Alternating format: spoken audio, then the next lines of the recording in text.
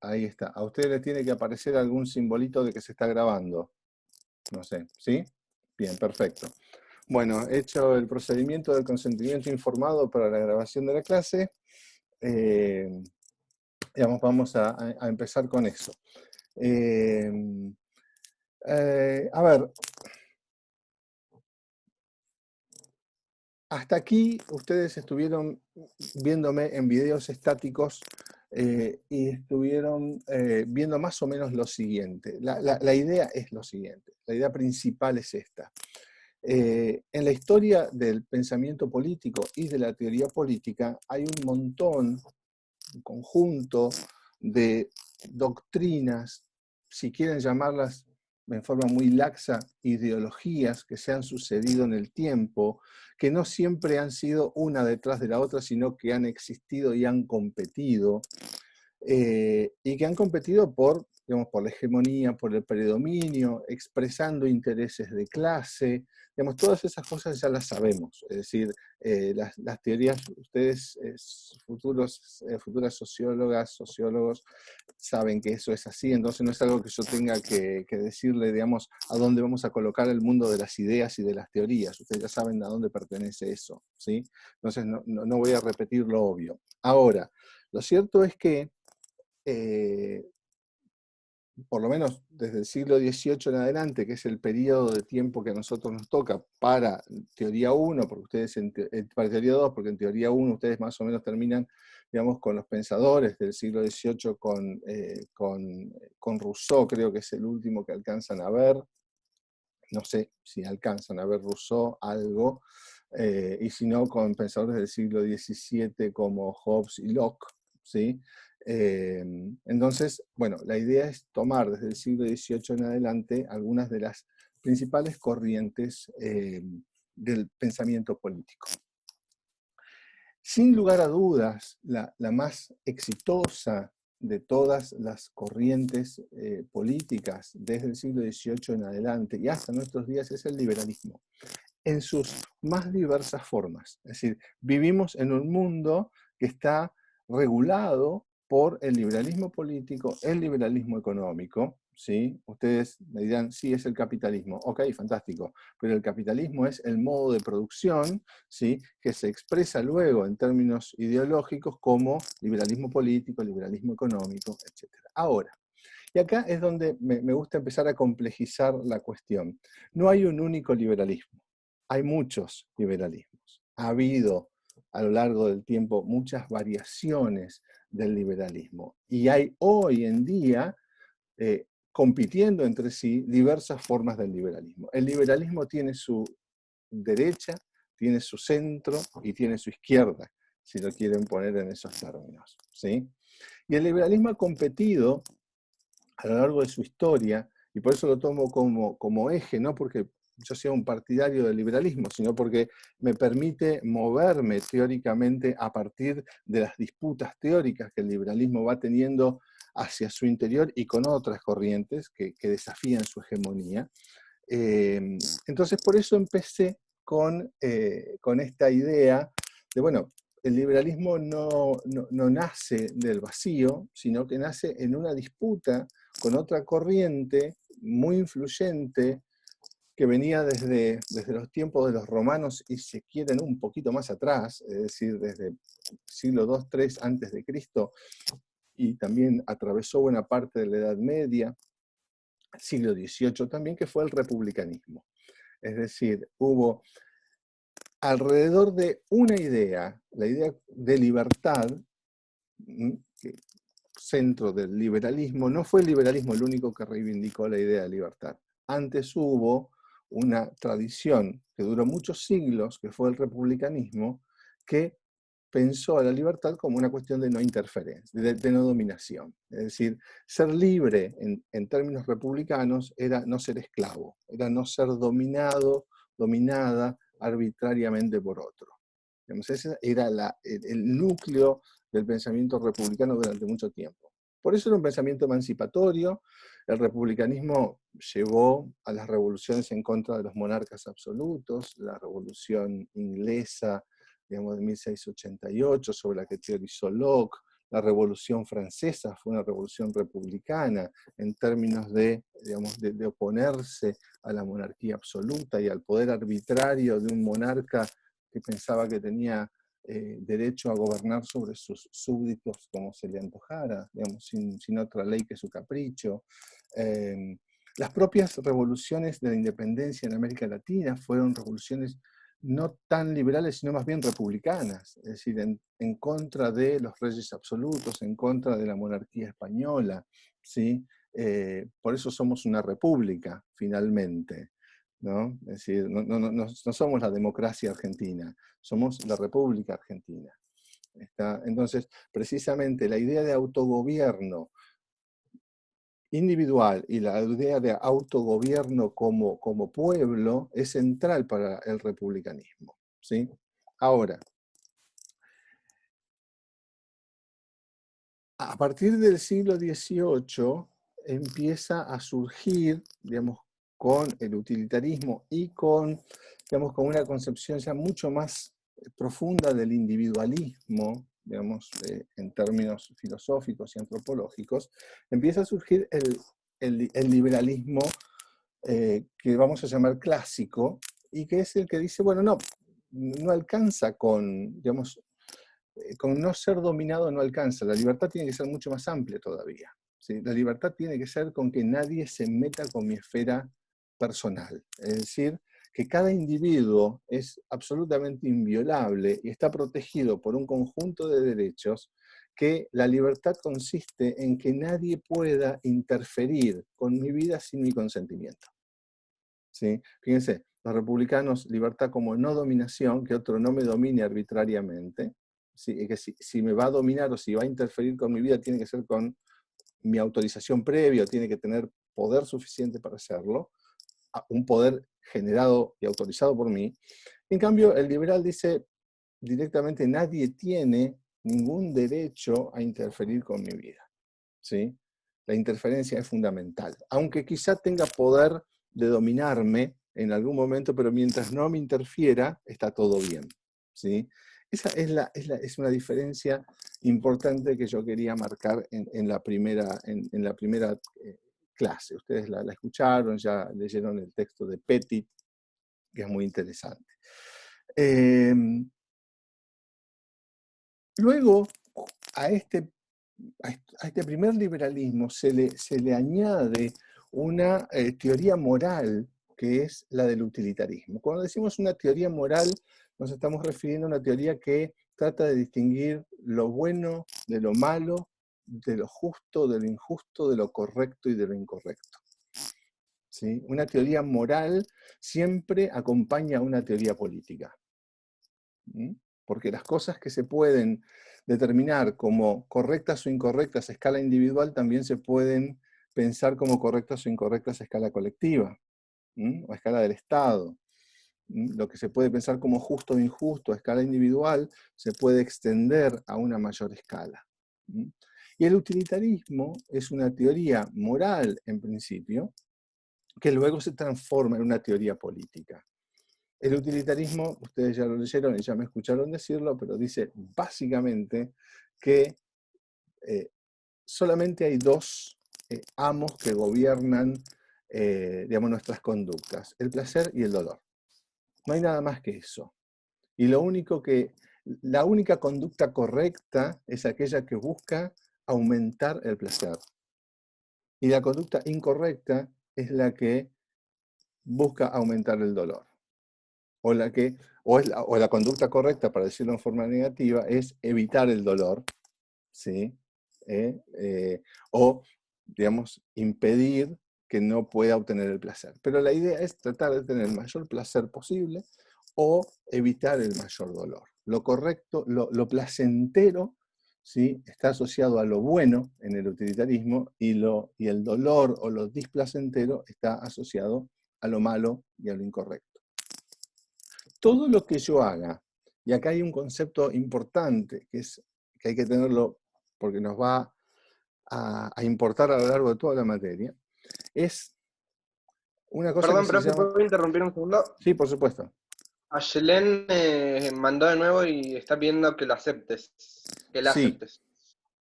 A ver.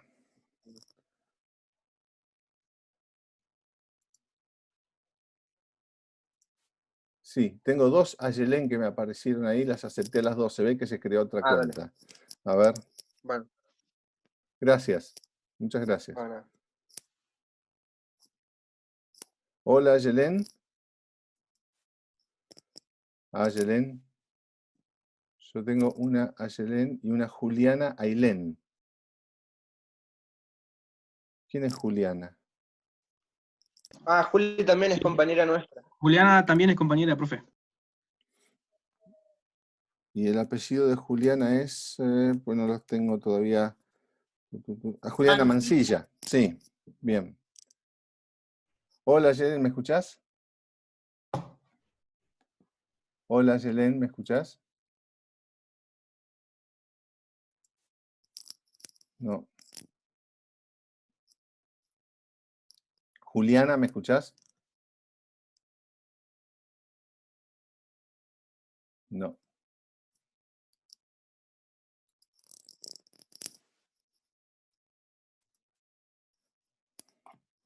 A ver.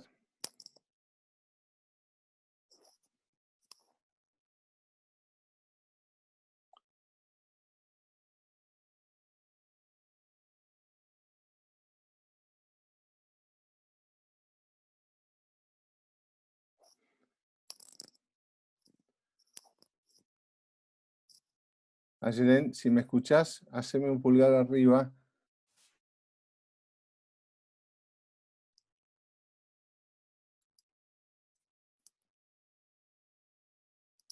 No se escucha, Ayelen. Y Luján, no sé qué problema tiene. Disculpen por esto. Luján no pudo encender el micrófono y dice que tampoco escuchaba, que solo veía y por eso se salió. Me mandó un mensaje. Ah, bueno. Bien. ¿Alguien le puede decir a Luján si puede salir y volver a entrar? A veces pasa eso directamente, que salga y vuelva a entrar. Ahí le digo. Juliana, ¿nos escuchás? La veo ahí, pero...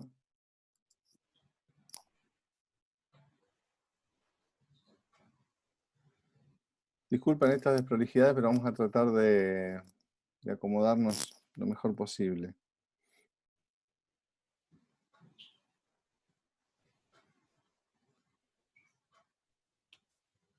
Hola, este es un mensaje para quienes no están pudiendo ingresar.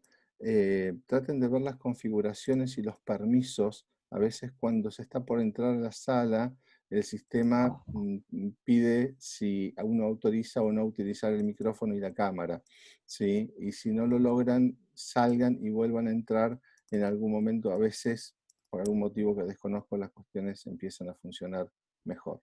Así que hagamos los intentos. Ayelen, ¿me escuchás ahí? No, ¿ustedes la ven, Ayelen? ¿La ven, Ayelen, ustedes? Sí. No. O sea, sí, pero está congelada. Capaz que tiene mala conexión. Sí, es probable. Porque son como que necesita una descarga de datos importante. Capaz que es eso. Sí, y ahí está. Y a mí me dijo Ayelen que se tuviera a la casa de una amiga porque no tenía internet. Ahí está, pero ahí hizo bien. Ayelen, hola. Si apagás la cámara, baja la cantidad de datos que necesita y va a andar mejor. Ahí está conectando el audio. A Juliana. Hola, Ayelen, ¿nos escuchás?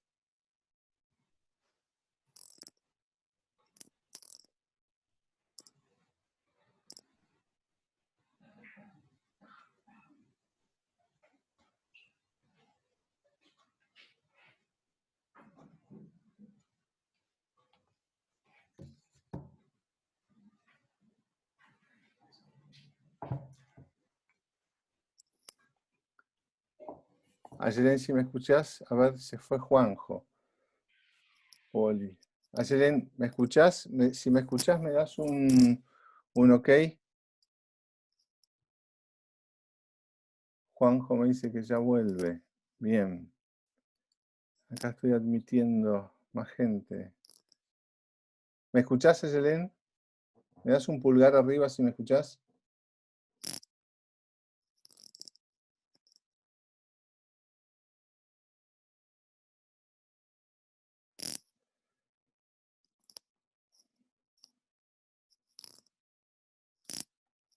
Tan, tararán.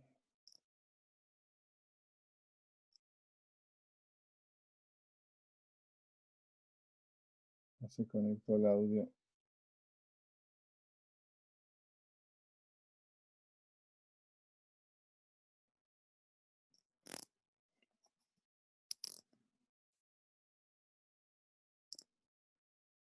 Voy a hacer lo siguiente. Esperen un cachito. ¿Quiénes son? Ustedes están en pantalla. ¿Me pueden decir quiénes son los que están con problemas? Juliana Mancilla.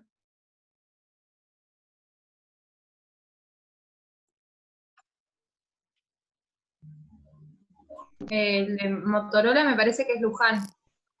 Ajá. Sí, es Luján, dijo que se salió y no puede entrar directamente. Bueno, lo que voy a hacer es lo Ese siguiente. escucho. Luján, ¿escuchás? Ayelén, Dice que está, pero que no escucha nada. Ahí me dijo. Sí. Bien, lo que voy a hacer es llamarla a Luján.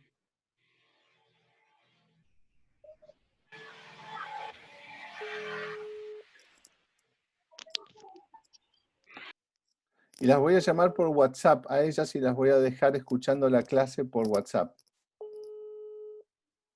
Así. Hola, Luján. No me atiende.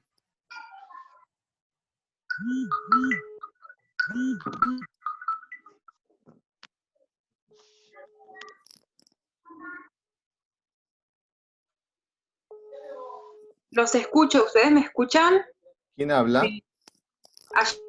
Ayelén, Le estoy diciendo a Luján que está llamando, pero no le llegan los mensajes. Ah, bueno. Ayelén, ¿dónde estás? Sí, te escuchamos. ¿Me escuchás vos? sí, los escucho.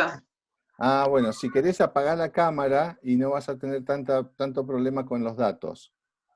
Bueno, En todo caso, si ves estoy que conectada no... a Wi-Fi. Me vine a la casa de una amiga, así que está bien. Bueno, gracias por el esfuerzo. Sí, y Juliana Mancilla tampoco la puedo conectar.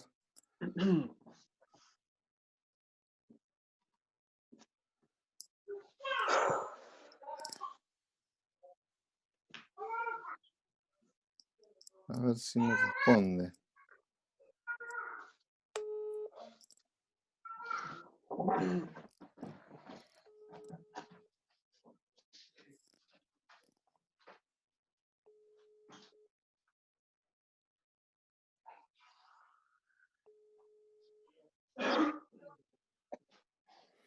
Bueno.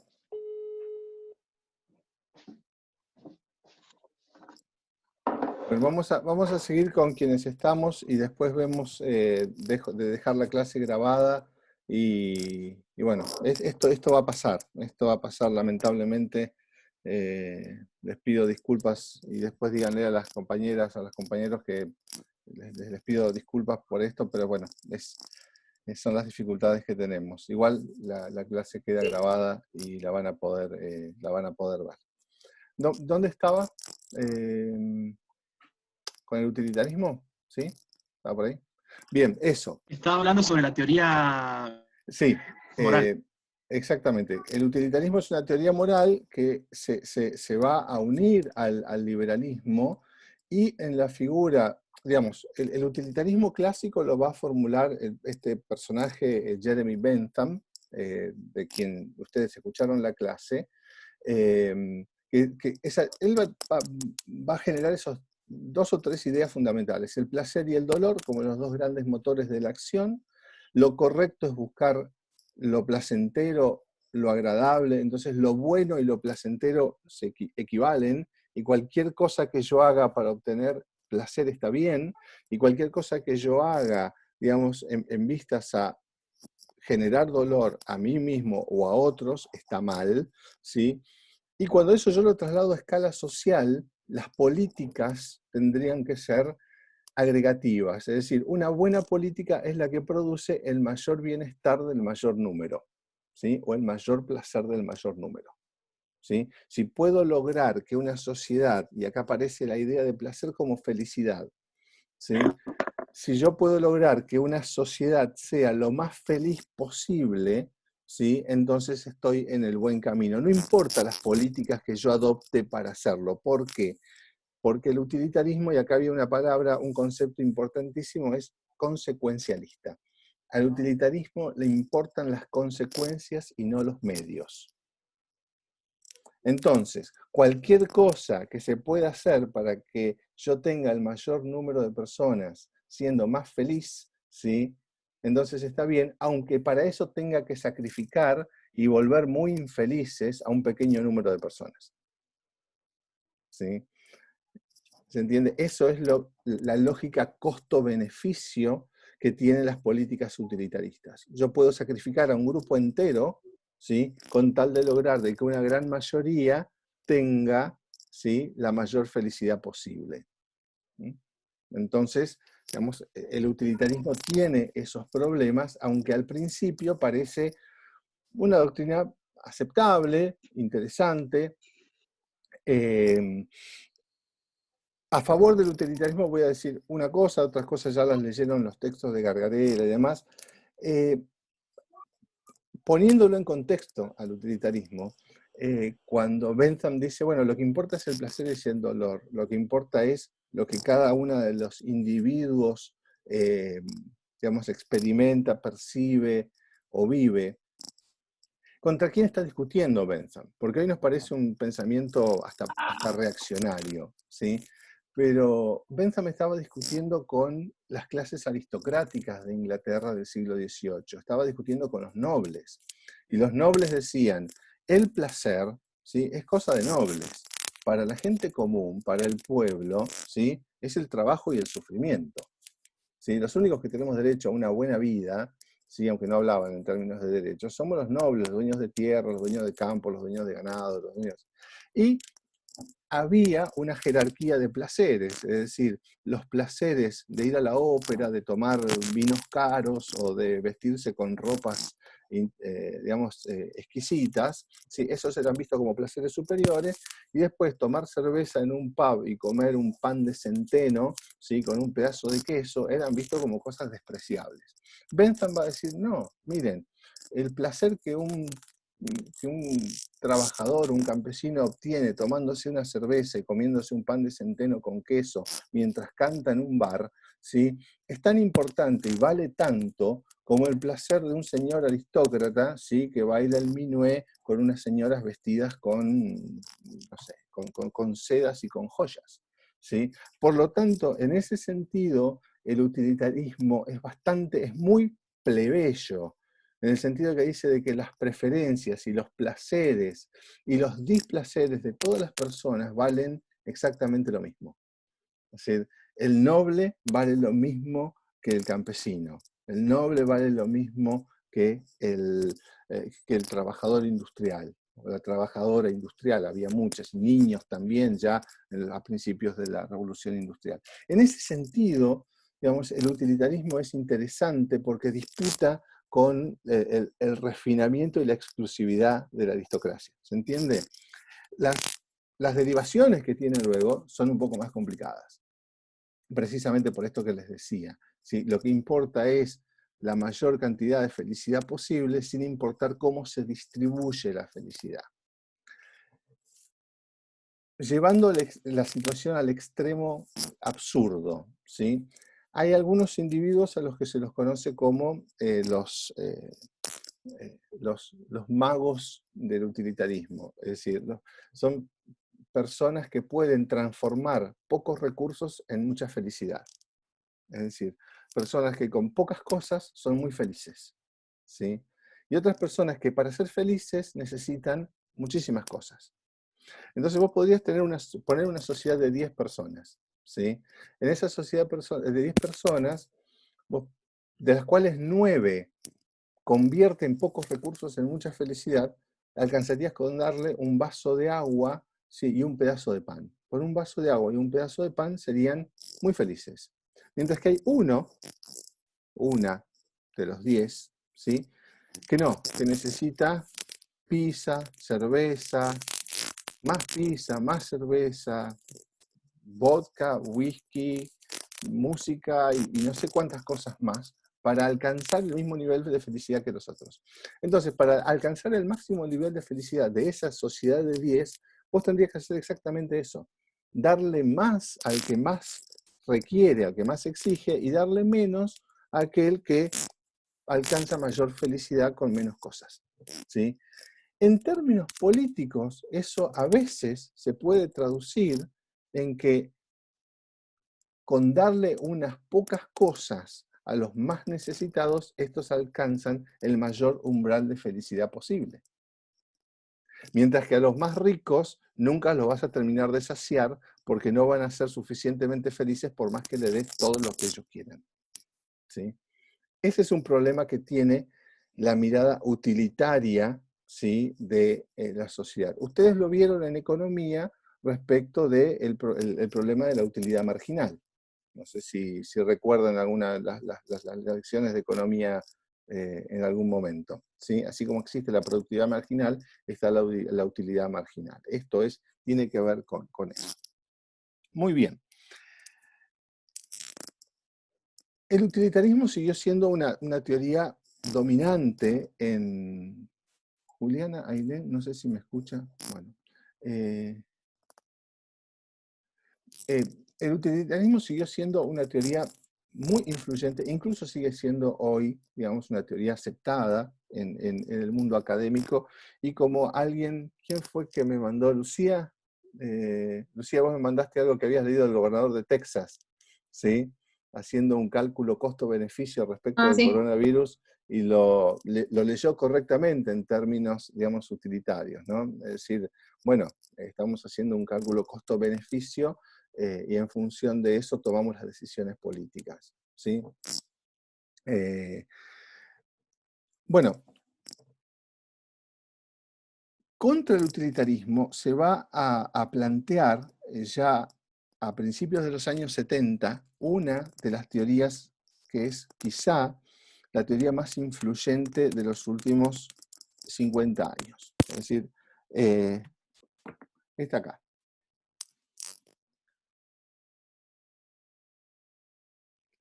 Este libro de casi 600 páginas. Esta es la edición en español, ¿sí?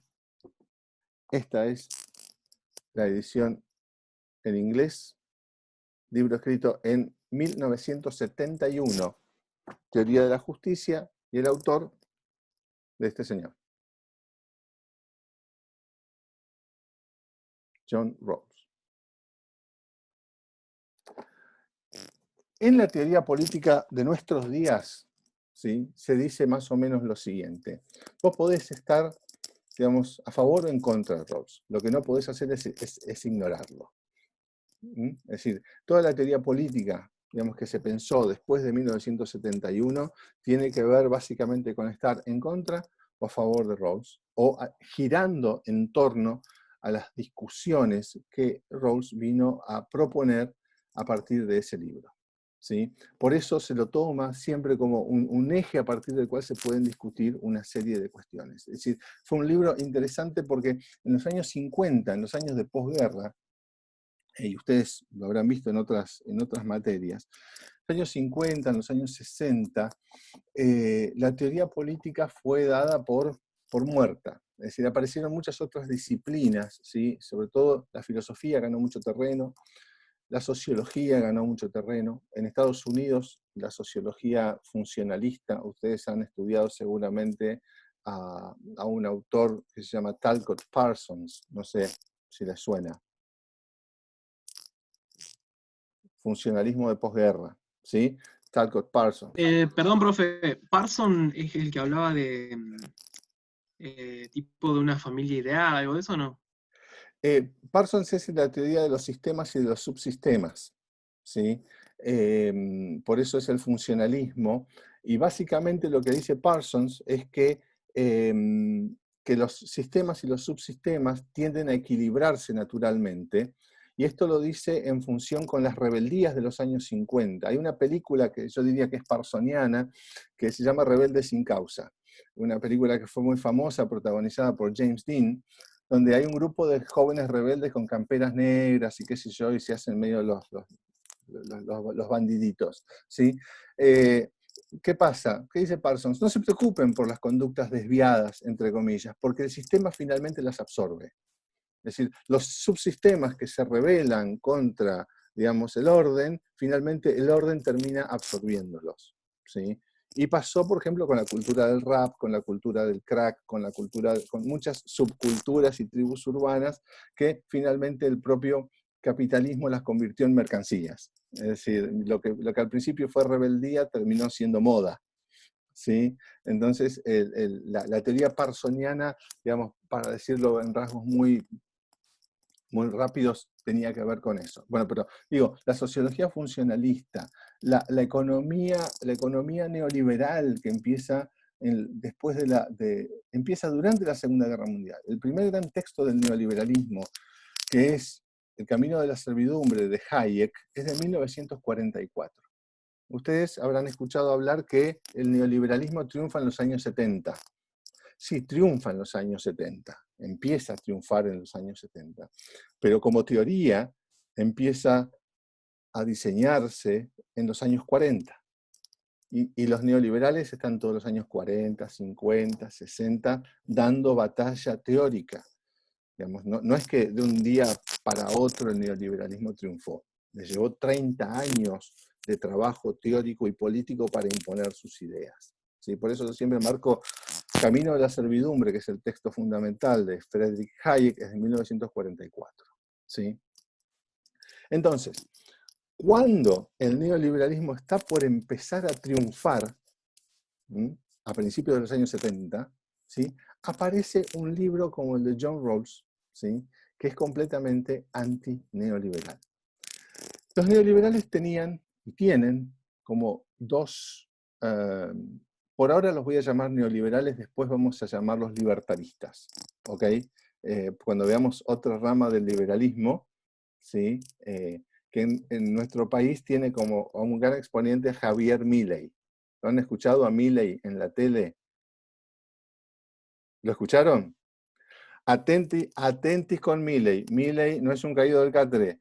Hay mucha teoría y muy fuerte ahí atrás. Vamos a ver al principal exponente de esa teoría más adelante, pero van a ver que Milei es un personaje, pero hay una densa teoría detrás de lo que él dice. Digo para que vean que hay distintas ramas del liberalismo, ¿no? Decía, para el neoliberalismo había como 2 o 3 cuestiones fundamentales. Primero, junto con los utilitaristas pensaban que la sociedad no existe, ¿sí?, que solo existen los individuos. Primer punto, es decir, el individualismo extremo. La sociedad no existe, ¿sí? Como decía Bentham, la sociedad es un cuerpo ficticio. Podemos hacer de cuenta que hay sociedad. Podemos vivir como si hubiese sociedad, pero en realidad no la hay. Solamente existen los individuos. Primer punto. Segundo punto, el capitalismo no es un fenómeno histórico. El capitalismo es un fenómeno natural. El capitalismo, digamos, llegó a través de un proceso evolutivo. Más que de historia, los pensadores neoliberales como Hayek hablan de una especie de proceso evolutivo que nos lleva al capitalismo, donde finalmente se revela la especie humana. ¿Sí? Él dice, finalmente somos humanos con el capitalismo, antes éramos casi como prehumanos. ¿Sí? Entonces, el capitalismo es natural, solamente existen los individuos. Y por lo tanto, dice, cuando hablamos de las cosas buenas o malas, justas o injustas, correctas o incorrectas, nosotros podemos decir que la naturaleza actúa incorrectamente cuando estalla un volcán. No. Pero la naturaleza no es ni buena ni mala, ni es justa ni injusta, ni es correcta ni incorrecta. Por lo tanto, el capitalismo no puede ser ni bueno ni malo, ni justo ni injusto, ni correcto ni incorrecto. El capitalismo simplemente es, y es como es. Entonces, del capitalismo, van a decir los neoliberales, no se puede abrir ningún tipo de juicio moral de decir que es bueno o es malo, justo o injusto, porque es un fenómeno natural. De lo único que se puede hablar de que son buenos o malos, justos o injustos, son de los individuos, porque son lo único que existe. Entonces, si ustedes combinan estos dos pensamientos, se van a dar cuenta que hay una idea que queda completamente fuera del cuadro, la idea de justicia social. ¿Por qué? Porque la idea de justicia es una cuestión solamente para los individuos. Y no puede ser social porque no hay sociedad, porque solo hay individuos. Y como el capitalismo es un fenómeno natural, yo no lo puedo juzgar ni como bueno ni como malo. En ese punto estamos hacia principios de los años 70. ¿Sí? Individualismo extremo, negación de la justicia social como idea, ¿sí? Y la concepción del capitalismo como un fenómeno natural, producto de la evolución y no de la historia. ¿Sí? A ese punto se había llegado. En ese momento, Rawls publica Teoría de la Justicia. Y Teoría de la Justicia es un libro sobre la justicia social. ¿Sí? ¿Con quién está discutiendo Rawls? Rawls va a empezar a discutir con los neoliberales, ¿sí? Va a decir en algún momento que el neoliberalismo o el libertarismo es una teoría atenuada o una malversación del liberalismo. Y va a hacer una teoría sobre la justicia social. Es decir, su teoría es una teoría sobre la justicia social, entendiendo por justicia social una teoría distributiva. Es decir, cómo hace una sociedad para distribuir las cargas y los beneficios sociales. Es decir, en toda sociedad se reparten dos cosas. Las cargas, es decir, el costo de producir los bienes que consumimos, el trabajo, etc. ¿Sí? Y por otro lado se distribuyen los beneficios, es decir, los productos de ese trabajo y de esa cooperación social. ¿Sí? No, la justicia distributiva no solo se ocupa de repartir una torta, sino que de lo que se ocupa es de distribuir también cómo se produce la torta. Es decir, no importa solo cómo se reparten los pedazos de la torta, sino también cómo se produce la torta. ¿Sí? Si yo discuto solamente cómo distribuyo las fracciones de algo que está y no discuto cómo se produce, estoy en términos de justicia asignativa, es decir, hay alguien que asigna las partes. La justicia distributiva se ocupa de los dos elementos, la producción de los bienes y la distribución de los bienes, es decir, las cargas y los beneficios sociales. ¿Se entiende? Eso es muy importante tenerlo presente para la discusión que viene ahora. Es así que Rawls dice en su teoría, yo les envié una sinopsis, no sé si la recibieron. En la PETCO yo les mandé un documento que tiene 3 carillas, que tiene un resumen que es con el que yo me guío para exponer a Rawls. Después si quieren lo descargan, ahora me escuchan a mí, no hay ningún problema. Eso les va a ayudar como para ayuda a memoria y también para cuando tengan que leer el tema.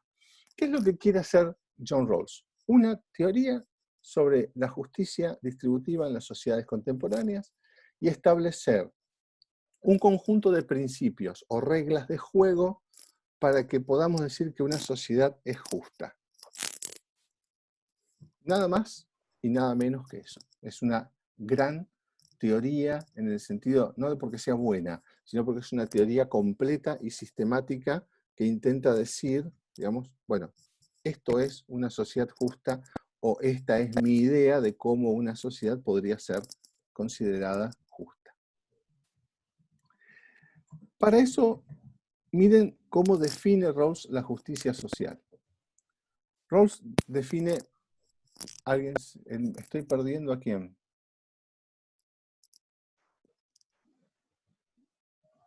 Ah, bien.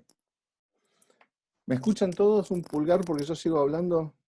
¿Estamos bien? Bien, perfecto. La definición de justicia que da Rawls, ¿sí?, es la siguiente. Dice, la justicia es la primera virtud de las instituciones sociales, como la verdad lo es de los sistemas de pensamiento. Una teoría, por muy atractiva, elocuente y concisa que sea, tiene que ser rechazada o revisada si no es verdadera. De igual modo, no importa que las leyes e instituciones estén ordenadas y sean eficientes, si son injustas, han de ser reformadas o abolidas. Frase fundamental. La justicia es la primera virtud de las instituciones sociales. Contra la idea de que la justicia no existía y de que la sociedad no existe, Rawls dice, la justicia es la primera virtud, es decir, la principal virtud de las instituciones sociales. Como la verdad lo es de los sistemas de pensamiento, y después dice, no importa, dice que una teoría sea atractiva, elocuente y concisa. Dice, si no es verdadera tiene que ser rechazada. Lo mismo pasa con las instituciones. No importa si son ordenadas y si son eficientes. Si son injustas, tienen que ser reformadas o abolidas. Lo que él está diciendo es, yo voy a hacer una teoría para proponer una sociedad justa, pero también para poder detectar cuáles son las injusticias de las sociedades contemporáneas. Y si yo puedo, con esta teoría, detectar cuáles son las injusticias más visibles de las sociedades contemporáneas, tengo la obligación de reformarlas o abolirlas a aquellas instituciones que son injustas a la luz de las ideas que yo estoy proponiendo. ¿Sí? Entonces, es una teoría... ¿Sí? Perdón, consulta. Sí. Esto de la justicia como virtud, entendiendo que justicia está relacionado a la distribución. Exacto. Buena pregunta. ¿Sí? Por eso estamos hablando de justicia, estamos hablando de justicia social, de justicia distributiva. No estamos hablando del poder judicial, ¿sí?, de si metemos preso a fulano o no metemos preso a fulano. No tiene nada que ver con el poder judicial. ¿Sí? Acá estamos hablando de cómo se distribuye de manera justa las cargas y los beneficios sociales. ¿Sí? Entonces, en ese sentido, es pertinente la aclaración. Gracias, Juanjo, por eso. ¿Sí? Entonces, él dice, bueno, yo voy a hacer una teoría para que ustedes entiendan, voy a proponer mi idea de una sociedad justa. Ahora, para eso, él ya rechaza al utilitarismo y al intuicionismo, que son dos teorías que venían siendo muy dominantes en ese momento, y va a hacer va a argumentar sobre sus principios a través de dos caminos. Ustedes van a ver ahí en el texto que tienen lo que se llaman los argumentos, el argumento intuitivo y el argumento contractual. Ya voy a volver después sobre eso. Pero hay una primera aclaración que hay que hacer. A ver, Ayelen me dice que ya vuelvo. Bueno. Para que haya justicia social, tiene que haber lo que se llaman circunstancias de justicia. ¿Qué son las circunstancias de justicia? Tiene que haber suficiente para repartir. Circunstancias objetivas y circunstancias subjetivas se las conoce. Por ejemplo, un grupo de 10 personas, ¿sí? Un pedazo de pan. No hay posibilidad de conseguir más comida. Hagan lo que hagan, todos van a morir. ¿Sí? ¿Cuál sería la manera justa de repartir ese pedazo de pan? No hay ninguna manera justa de repartir ese pedazo de pan. Yo le puedo dar un pedazo más a uno, le puedo dar un pedazo más a otro, pero en la escasez, en la extrema escasez, la justicia no es posible, dice Rawls. Para que haya justicia se necesitan circunstancias de justicia. Tiene que haber una moderada abundancia, tiene que haber algo para repartir. ¿Sí? Si hay mucho menos, ¿sí?, de lo necesario, entonces las distribuciones pueden ser trágicas, pero no justas. ¿Mm? Es decir, si yo decido, bueno, a ver, con este pedazo de pan sobrevive uno y los otros se mueren. Pongan esa situación extrema. Ok, esa puede ser una decisión trágica, pero no va a ser nunca una decisión justa. ¿Sí? ¿Por qué? Porque está determinada por la escasez. Entonces, en situaciones de escasez extrema, no puede haber decisiones justas. Lo mismo que en situaciones de abundancia extrema. Es decir, si estamos nadando en la abundancia, ¿para qué tenemos que repartir de manera justa? Si en la abundancia cada uno toma lo que quiere. Es decir, hay dos extremos en el que uno, la justicia es imposible, cuando no hay nada para repartir. ¿Sí? Y hay otro en que la justicia no es necesaria, cuando hay abundancia extrema, porque cada uno toma lo que quiere y ya está. ¿Se entiende esta idea? Para que haya justicia tiene que haber moderada escasez o moderada abundancia. Se puede decir de las dos maneras. Respecto de las personas, tenemos una cuestión que es la cuestión subjetiva. Si todas las personas son egoístas, la justicia es imposible. Si todas las personas quieren todo para sí, yo no puedo armar una sociedad justa. Porque no va a haber manera, ¿sí?, de que una vez que fijemos las reglas de juego, ¿sí?, no se maten entre sí porque cada uno va a querer obtener más de lo que le corresponde. ¿Sí? Entonces, en presencia de egoísmo extremo, la justicia no es posible. En presencia de bondad extrema, vamos a llamarla altruismo extremo, la justicia no es necesaria, porque son todos tan buenos que ni siquiera va a haber peleas sobre cómo distribuir. ¿Se entiende? Es decir, ni la extrema escasez, ni la extrema abundancia, en una es imposible, en la otra no es necesaria, y si las personas son muy egoístas, la justicia es imposible, si las personas son demasiado buenas, la justicia nuevamente no es necesaria. Entonces, las circunstancias de justicia se definen como aquellas donde hay moderada escasez y moderado egoísmo. Es decir, donde las personas, digamos, no son ni totalmente buenas ni totalmente malas. Y las circunstancias materiales, ¿cómo son? Ni de extrema pobreza ni de extrema abundancia. Si tenemos esas circunstancias, entonces sí podemos podemos empezar a pensar en que hay algo para repartir y hay reglas para poder repartir. Puede haber justicia social. ¿Me siguen hasta acá? ¿Preguntas? ¿Están muy aburridos? ¿No? ¿Aburridas? ¿Venimos bien? Bueno, sigo. Entonces, ¿qué dice Rawls? Vamos a pensar, a ver, él imagina 3 modelos sociales. Dice, imaginemos que tenemos una sociedad, este es lo que se llama el argumento intuitivo. A donde queremos llegar son a las reglas de justicia social que Rawls propone, que se llaman los principios de justicia. Por eso vamos a llegar al final. Yo ahora les quiero explicar cómo razona él.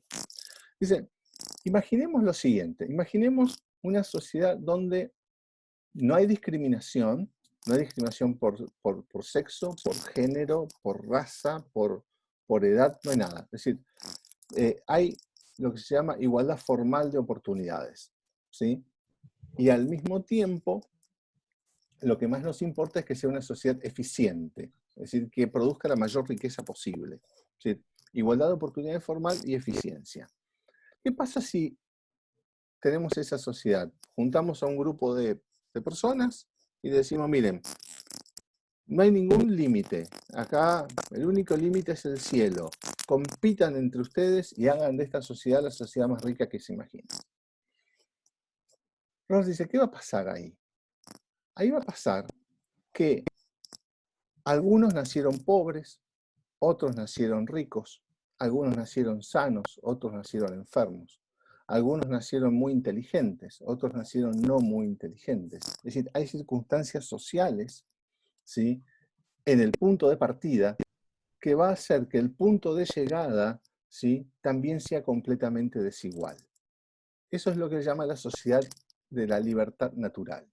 La libertad natural es injusta, dice él, porque premia a los que salieron beneficiados en el punto de partida, por razones naturales y sociales. Cuando él dice naturales se refiere a las condiciones de inteligencia, salud, capacidad física, etc. ¿Sí? Y las sociales es el lugar social donde nació cada uno. Imagínense una sociedad de 10 personas, 5 nacieron en la pobreza, con enfermedades, etcétera, etcétera, y otras nacieron en la riqueza con un montón de ventajas sanas y felices. Y se las larga a competir. Ya el punto de partida fue desigual. ¿Cuál va a ser el resultado? Más desigualdad. ¿Sí? Y eso Rawls dice, la mayor injusticia de ahí es que no estamos corrigiendo las desigualdades sociales de origen ni las desigualdades naturales de origen. Entonces dice, esa sociedad es injusta porque no corrige esas desigualdades. Y acá viene una cosa muy importante, y quiero que se entienda bien. Son desigualdades de origen de las cuales las personas no son responsables. Es decir, ¿el que nació en la pobreza eligió nacer en la pobreza? No. ¿El que nació enfermo eligió nacer enfermo? No. ¿El que nació rico o en una familia rica y nació sano, hizo algo para hacer eso? No, tampoco. Entonces Rawls dice, ojo, que una sociedad que deja todo librado a como está, premia a los que sin haber hecho nada nacieron con ventajas y castiga a los que tampoco sin haber hecho nada, ¿sí?, nacieron con desventajas. Es decir, premia doblemente al que tuvo buena suerte y castiga doblemente al que tuvo mala suerte. ¿Sí? Esto es importante porque Rawls utiliza una metáfora, es la de las loterías, la lotería natural y la lotería social. Es como que uno viene al mundo, si uno existiera, digamos, filosóficamente antes de venir al mundo, ¿sí? Es como si uno sacara un numerito en una lotería, que es la lotería social, y otro que es la lotería natural, ¿sí? Y en la lotería social puede ser que te toque un número ganador, entonces nacés en una familia rica, y en la lotería natural también nacés con una dotación genética fantástica, no tenés enfermedades hereditarias, ¿sí? Y hay otros que sacan números perdedores, ¿sí? Porque nadie elige, ¿sí?, el lugar donde van a nacer. Esto lo sabemos intuitivamente. ¿Cuántas veces hemos dicho nadie elige el lugar donde nace? O nadie elige a los parientes, ¿sí? Venimos al mundo y nos toca donde nos toca. Entonces, ¿por qué nos van a castigar? ¿Por qué la sociedad va a castigar la mala suerte de haber nacido en la peor posición social y no en la mejor? ¿O por qué va a premiar a aquel que nació en la mejor posición social y no en la peor? ¿Sí? Esa es lo que dice Rawls, está mal. Esto se puede corregir. Se puede empezar a corregir. Tratando de igualar los puntos de partida en términos sociales. Es decir, corregir las desventajas sociales. Haciendo que las personas tengan educación pública, que tengan salud pública, que tengan mayores ingresos, como que sus condiciones sociales queden emparejadas, ¿sí? Y después, sí, digamos, permitir que compitan. Eso se llama, eso Rawls lo llama justa igualdad de oportunidades. La primera era igualdad formal de oportunidades, ahora es justa porque igualamos el punto de partida. Pero ¿cuál es el problema de ese sistema? Que por más que vos iguales el punto de partida, nunca podés igualar las desventajas naturales. Por ejemplo, enfermedades hereditarias, por ejemplo, un coeficiente intelectual más bajo, resistencia física menor. Es decir, hay cosas que no podés igualar completamente. Podés igualar circunstancias sociales en términos ideales, pero es mucho más difícil las circunstancias de nacimiento o las circunstancias físicas, si se quiere, de las personas. Pero hay un problema más. Suponiendo que vos pudieras igualar el punto de partida, cuando vos largás la competencia, algunos van a sacar ventaja. ¿Por qué? Y porque son más ambiciosos, porque son más fuertes, porque son más sanos, porque son más un montón de cosas. Y de todos modos, aunque el punto de partida haya sido igual, se van a producir desigualdades. Y esas desigualdades nuevamente van a estar determinadas por factores que las personas no eligieron, como por ejemplo su capacidad, su audacia, su determinación a esforzarse, etc. Esto es lo que Rawls llama lo moralmente contingente o irrelevante. Son cosas que no tienen peso. ¿Sí? Los talentos que cada uno tiene, ¿sí? Uno no los eligió, le fueron dados. Entonces tampoco puede hacerlos valer para sacar ventajas indebidas. Entonces, en esa sociedad, por más que, vieron que siempre se utiliza, bueno, hay que nivelar el punto del punto de partida y después vamos a tener una sociedad justa, Rawls dice, no, cuidado, que podemos llegar a tener una sociedad muy injusta también, por más que nivelemos el punto de partida. Porque lo que tenemos que hacer, y acá viene la intuición fundamental de Rawls, no es solo igualar la base, sino también ponerle límite a las desigualdades permitidas. Lo que no podemos hacer es permitir que la sociedad se nos vuelva tan desigual, ¿sí?, que sea insoportable. Por eso Rawls es un liberal igualitario, o dicho de otra manera, un igualitarista liberal. Es decir, si el liberalismo tiene un centro, una izquierda y una derecha, ¿sí?, Rawls es la izquierda del liberalismo. ¿Por qué? Porque está introduciendo como idea central la idea de igualdad, junto con la idea de libertad. Es decir, libertad e igualdad tienen que ir de la mano. No se puede tener una sin la otra. Y no se pueden permitir tantas desigualdades que hagan que la sociedad sea invivible e injusta. Ya vamos a ver por qué sería injusta. Eso todavía no está la justificación. Yo estoy dando la idea general del argumento intuitivo de Rawls, ¿sí? Entonces, para argumentar mejor este es el argumento intuitivo, digamos, como esta es la idea general. Ahora, para desarrollar bien la teoría, él utiliza un argumento contractual, es decir, la idea de el contrato social, como lo utilizó Hobbes, como lo utilizó Locke, como lo utilizó Kant. Entonces él va a imaginar una situación hipotética, y esto es importante, lo subrayo 1000 veces, hipotética. Esto no se puede ensayar, esto no se puede representar, esto no se puede hacer con actores, actrices o nada. Esto es para pensarlo solamente. Desde donde es lo que se llama un experimento mental. Esto se utiliza mucho en teoría política, los experimentos mentales. ¿Para qué sirven los experimentos mentales? Para tratar de entender algunas normas, ¿sí? Es como imaginar situaciones ideales y de ahí puedo sacar conclusiones. La situación ideal, hipotética, que Rawls va a inventar para tratar de darle forma a esa intuición de la que la hablé recién, se llama la posición original tras el velo de la ignorancia. Ahí hay dos conceptos fundamentales, posición original y velo de la ignorancia. ¿Qué significa esto? Imaginar un espacio que no está en ningún lugar del tiempo, está ahí, es un espacio hipotético, habitado por personas. ¿Qué tipo de personas? Se les llama personas morales.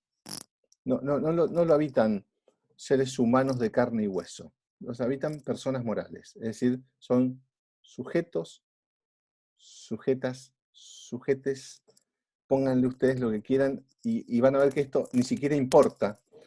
Porque quienes habitan la posición original, estas personas morales, tienen dos características.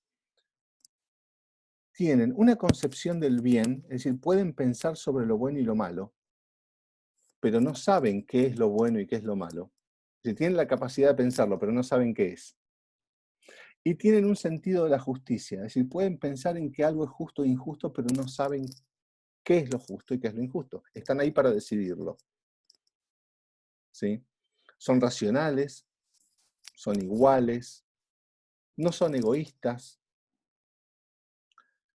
no son envidiosas, tienen algunos conocimientos generales sobre cómo vive cómo viven las sociedades contemporáneas, pero hay algo que se llama el velo de la ignorancia. Las personas que están ahí no saben quiénes son. No saben si son varones, mujeres, transexuales, travestis. No saben nada de eso. No saben si son blancos, negros, asiáticos, miembros de pueblos originarios. Tampoco lo saben. No saben qué edad tienen. No saben si son niños, si son jóvenes, si son adultos, si son personas mayores. No tienen idea de su identidad. Solamente saben, ¿sí?, que pueden pensar, que pueden razonar, y están ahí. Están en esa situación hipotética. No saben de su capacidad física, no saben si son personas sanas, si son enfermas, si tienen alguna discapacidad o no. No lo saben, no saben nada de sí mismas, de sus propias identidades. Eso es lo que produce el velo de la ignorancia. ¿Y cuál es la misión de estas personas en esa situación? Su misión es deliberar y elegir principios, normas, reglas de juego básicas para una sociedad justa. ¿Cuál es el truco de estar tras el velo de la ignorancia? El truco es el siguiente. ¿Elegiría yo una sociedad patriarcal si cuando se levante el velo descubro que soy mujer? No, no me conviene. No sería racional que yo diseñe una sociedad patriarcal porque yo no sé si soy varón o soy mujer. Lo mejor que puedo elegir es una sociedad que no sea patriarcal. ¿Puedo diseñar yo una sociedad separada por cuestiones raciales? No, tampoco puedo, no es racional. Porque puede ser que yo pertenezca a una de las razas oprimidas cuando se levante el velo de la ignorancia. Si se levanta el velo de la ignorancia y resulta que, digamos, yo pertenezco a uno de los grupos oprimidos según la sociedad que yo diseñé en ese lugar, ¿sí? ¿Puedo diseñar una sociedad donde haya una desigualdad fabulosa entre ricos y pobres? Y no, porque puede ser que cuando se levante el velo de la ignorancia yo me encuentre con que soy uno de los pobres. Entonces, el truco del velo de la ignorancia es elegir, es que las personas que están ahí van a deliberar entre sí para elegir y diseñar una sociedad que tiene lugares sociales, ¿no? Es decir, lugares según su identidad sexual o su preferencia sexual, según su identidad de género, según sus mecanismos económicos, según sus jerarquías socioeconómicas. Es decir, pueden diseñar distintos modelos sociales, ¿sí? Pero la idea intuitiva o la idea clave acá es esta, que el peor lugar de la sociedad que ellos imaginen, el peor lugar, sea aceptable para cualquiera de ellos o de ellas, de los que están ahí. Imagínense ustedes que estuvieran solos, y yo te digo, yo estoy con alguno de ustedes, yo le digo, no sé, Jazmín, vos diseñá una sociedad en el papel, ¿sí? Poné todos los roles sociales que quieras y escribir en las condiciones en que van a funcionar esos roles sociales. Pero vos no sabés nada de vos misma.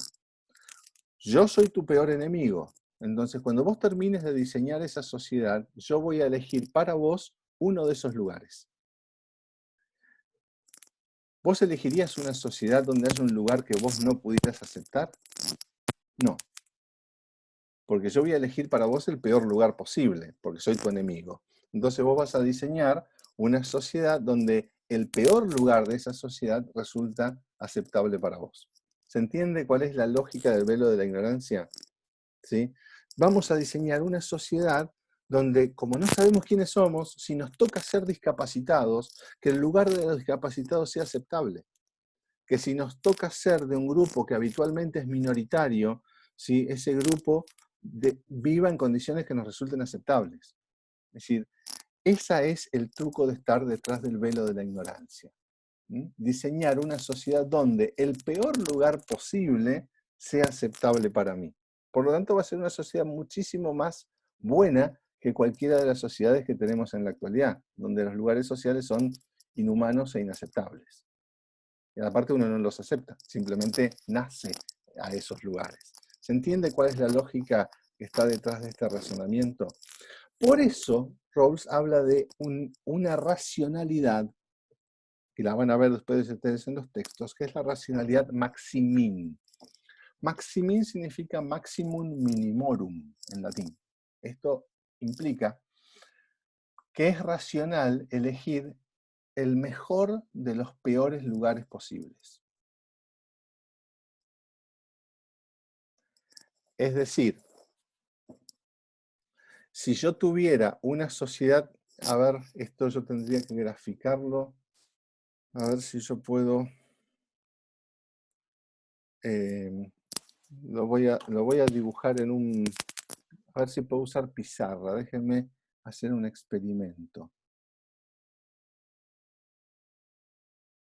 Había un...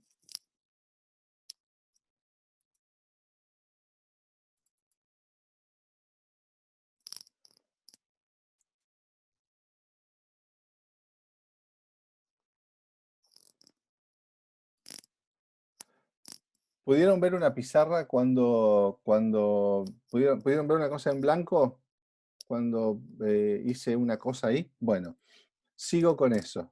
Ahora, no sé cómo lo ven ustedes. Yo simplemente veo una pizarra. ¿Ustedes qué ven? ¿Alguien que quiera hablar? Que desconecte y me diga qué es lo que se ve. Yo ya no la veo. No, lo estoy viendo a usted, profe. No, pero por ejemplo, ahora. A ver.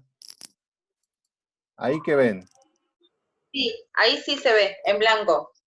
Bueno, perfecto. Y si yo dibujo, ¿se ve? Sí, ¿Se ve ese dibujito? sí. Bueno, perfecto. Imagínense que yo tengo 3 sociedades, la sociedad A, la sociedad B y la sociedad C. ¿Ok? En la sociedad, o tengo los grupos A, B y C, y tengo la sociedad 1, la sociedad 2 y la sociedad 3. ¿Sí?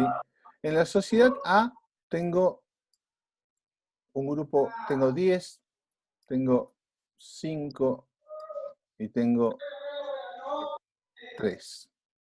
10 y 5, 3, acá tengo 18.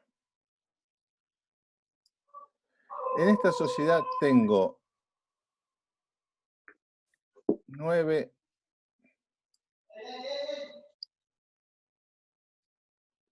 6 y 4. 9 y 6, 15 y 4, 18. Lo voy a tachar con esto, le voy a poner un 8 acá. 8 y 6, 14. Y 4, 18. A ver. 4, 18. Vamos a poner un 7 acá. A ver, espera. No tenía pensado hacerlo así. 7, 6, 13, 17. Ahí está. 17. Y en esta sociedad tengo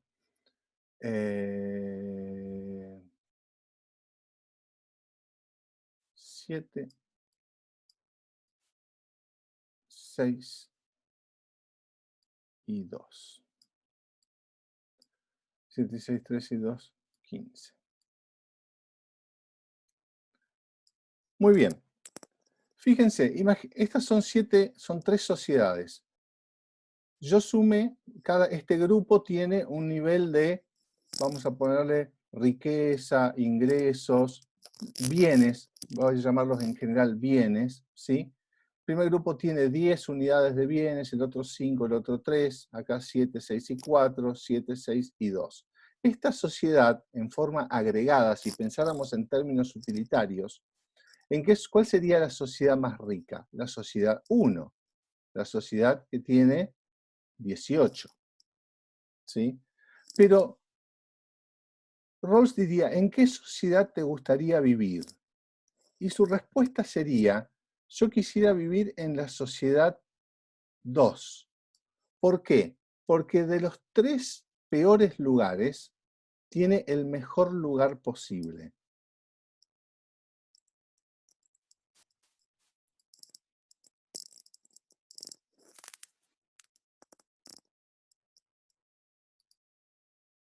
¿Alcanzaron a ver ese dibujo muy precario que hice? ¿Sí? ¿Cuál es la idea? Vos tenés 3 sociedades, una puede ser más rica que la otra, pero vos lo que tenés que ver para elegir una sociedad como más justa que la otra es ver cómo están los que están peor. Si yo tengo que elegir para vivir entre 3 sociedades, como yo no sé en qué lugar voy a caer, ¿sí? Lo más racional, diría Rawls, es que yo elija aquella sociedad donde los que están peor están mejor. Vamos a dar ejemplos que son bastante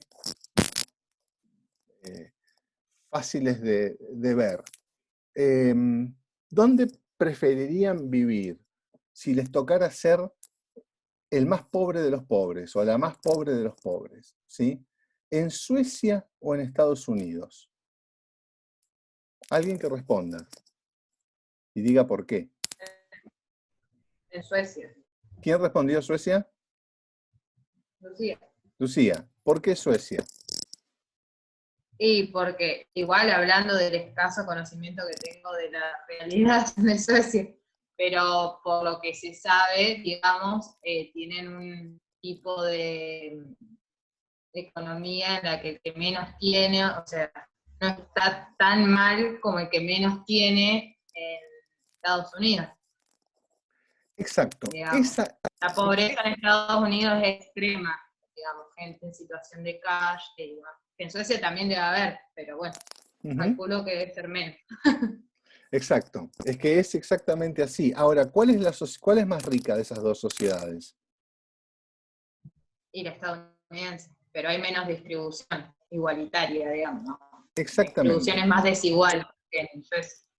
Exactamente, porque el punto de vista que está diciendo Rawls, que el que tenemos que adoptar siempre, es el punto de vista del que está peor, el punto de vista del menos aventajado.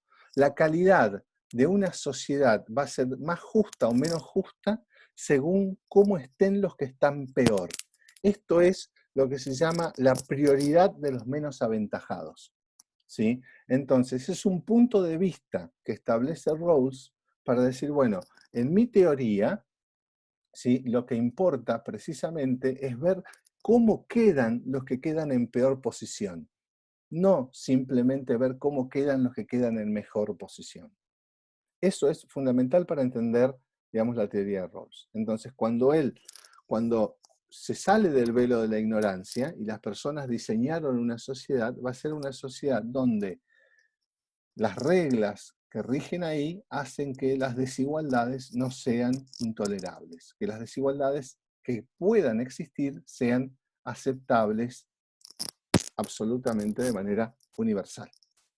¿Me siguen hasta acá?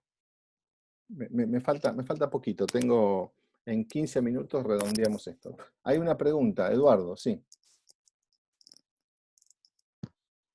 Sí, una preguntita, digo, corta y tampoco lo quería sacar, pero sí me generan dudas respecto al ejemplo que daba recién, digo, y a partir de ahí pienso en lo siguiente, digo, lo que contestaba Lucía es, prefiero, no recuerdo el país, si Suecia creo que era, o Estados Unidos. Suecia, bueno, digo, el Estado está presente en los dos, pero de maneras disímiles, digamos, en Estados Unidos es muy presente el Estado, pero en otras cuestiones, ¿no?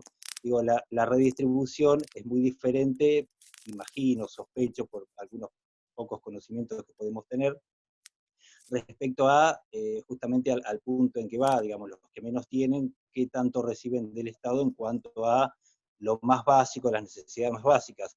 Y en ese sentido va la pregunta, digo, Raúl, respecto a ese tema, digamos, si bien está todo el tiempo presente la figura del Estado en cuanto a la justicia, digamos, si se puede hacer algún tipo de caracterización más precisa respecto a, digamos, a qué, digo, cuál es la caracterización que hace Rawls respecto al Estado. Digo, no sé si la pregunta va por ahí, pero digo, ¿se entiende un poquito a dónde va? Sí, gracias. Bien. Perfecto.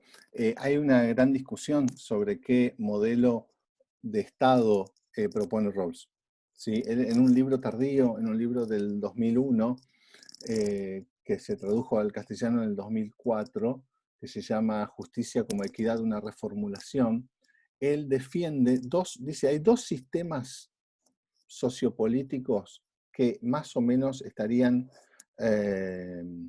digamos, de acuerdo con lo que yo pienso sobre la justicia social. Uno es lo que él llama el socialismo liberal, es decir, una economía con control social de los medios de producción, pero con mecanismos de mercado que den indicaciones de precios. Es lo que se llamaría también un socialismo de mercado, ¿sí?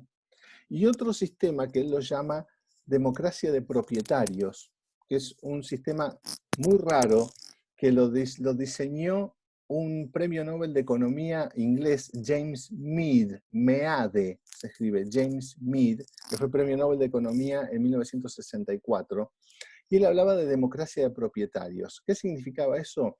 Un mundo donde las personas tienen propiedad personal y de pequeños medios de producción, pero donde no hay gran concentración de la riqueza en grandes medios de producción o en grandes corporaciones, y además hay unas tremendas imposiciones o impuestos sobre la herencia, de modo que cada nueva generación, ¿sí?, no empieza aventajada respecto de la otra, ¿sí? Porque acá aparece un problema, simplemente lo enuncio porque es una discusión interesantísima, que tiene que ver con lo que se llama la justicia intergeneracional. Es decir, nosotros, nuestras generaciones, ¿qué le debemos a las generaciones futuras? ¿No? Es decir, yo creo que las generaciones de nuestros padres y de nuestros abuelos nos fallaron, ¿sí? Porque nos dejaron un mundo al borde del colapso, ¿sí? Sobre todo en términos ecológicos, ambientales, digamos, y la actual pandemia no escapa a ese problema, ¿sí? Es decir, el problema de la justicia, ¿qué les debe la generación presente a las generaciones futuras? Es un problema que se pensó muy poco, ¿sí? Y Rawls lo piensa con Mead y otros pensadores cuando empiezan a decir, bueno, cuidado con el problema de la herencia, ¿sí? No se puede dejar que se transmitan, ¿sí?, las riquezas de una generación a la otra, porque si no nunca se pueden cortar con las desigualdades, ¿sí? Entonces, Rawls tiene dos modelos. Uno se llama democracia de propietarios, si quieren en algún momento puedo charlar, si tenemos tiempo, específicamente sobre eso, y el otro un socialismo liberal. Pero se lo ha identificado erróneamente con el estado de bienestar. Rawls no está a favor del estado de bienestar tal como lo conocemos, ¿sí? Pero sí está a favor de una gran presencia del Estado para corregir las desigualdades iniciales y para nivelar el punto de partida, ¿sí? Eso lo podemos afirmar sin lugar a duda. Si es el Estado o son otras instituciones o son reglas, digamos, más cooperativas o más laxas, eso no lo dice exactamente, ¿sí? Sí tiene que haber una intervención para que no haya, digamos, él está en contra de la economía del dejar hacer, dejar pasar, del clásico liberalismo del laissez-faire, ¿sí? En principio podemos aceptar que Rawls está a favor de un Estado fuerte y que interviene para corregir las grandes desigualdades. Eso dicho con una serie de reservas. ¿Dónde había quedado antes de la pregunta? ¿Dónde estaba yendo? Bueno, una vez que las personas deliberan tras el velo de la ignorancia, etc., Rawls imagina que las personas eligieron dos principios.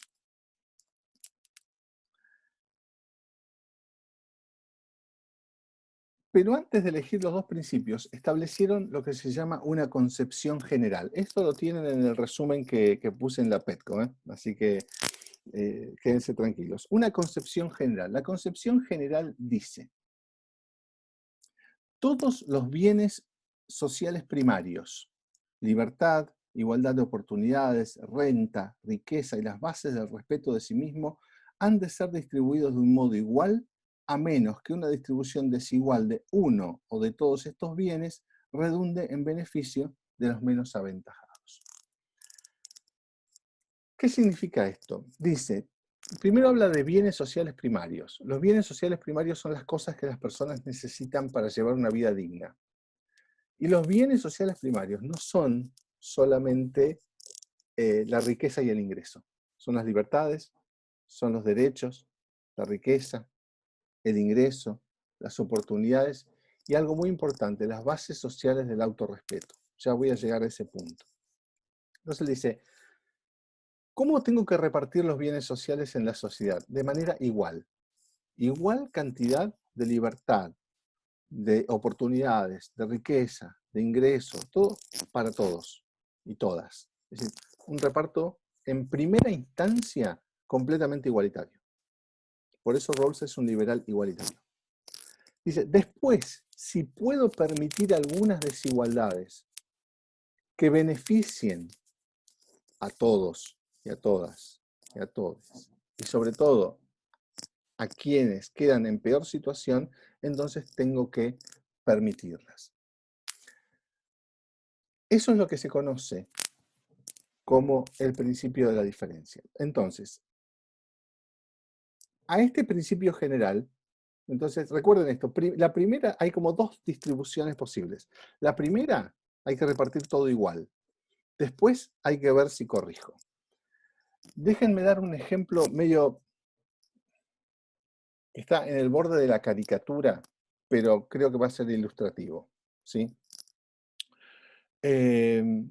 Imagínense que tenemos que repartir, digamos, una pizza en un cumpleaños.